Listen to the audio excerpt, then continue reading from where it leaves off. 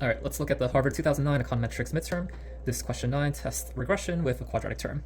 So essentially you're given some data, looking at the relationship between earnings, education, experience, and experience squared, which is our quadratic term.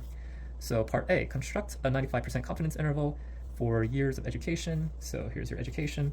So your 95% confidence interval is basically your mean plus or minus 1.96 times your standard error. So in this case, for education, the mean is 0.092 plus or minus 1.96. And then standard deviation is, it's actually standard error to be more correct, 0.008. And this actually comes out to be 0.076 to 0.107. Cool. Part B, consider an individual with 10 years of experience. Let's quickly switch colors. 10 years of experience. And what would be the expected return for an additional year of experience? And what's the impact on earnings? So experience you have here as well as here. So you want to go from 10 years of experience to 11 years.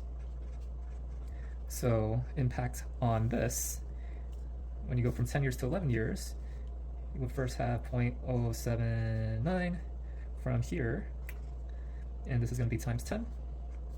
And that's going to go to 0.07911, and since this is like one apart, this actually ends up just being 0.079, so let's call this change. So the second part is the key part, which is that quadratic part. So your quadratic is going to be that 0.002 times 10 squared, which is 100, and that's going to turn to 11 years, so 0.002 times 11 squared, and that's 121. So you're actually going to end up with, what's that, 0.002, and the difference is 21, so times 21. So also keep in mind this is a negative, so let's put a negative in there. So you're going to actually end up being 0.079 minus 0.002 times 21.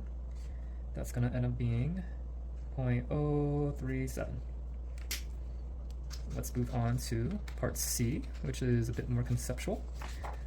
So part C is you're interested in the relationship between education and earnings, but you're also concerned about something called ability bias. So you have extra ability that's above and beyond education. Extra ability could be, I don't know, something innate, maybe your IQ, something you're born with, something that exists in the household, something that's completely unrelated or on top of the education that's you're capturing. So suppose different abilities and you want to correct for it and you want to include this ability term. So what do you expect the sign of beta 4, this right here, to be? So the sign is probably positive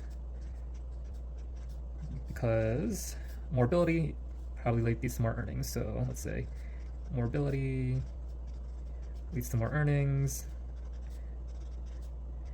You could probably add more reasons to that. Folks that show more ability, more success, more output are going to earn more. What do you think is the sign of the correlation between ability and education? That's probably positive as well. So as your education increases, as education increases, I don't know, learn more, learning increases, ability to do more also increases. Of course, that's some extra words, but I'm just vocalizing what the general spiel is. And that is question 9 of the Econometrics Midterm.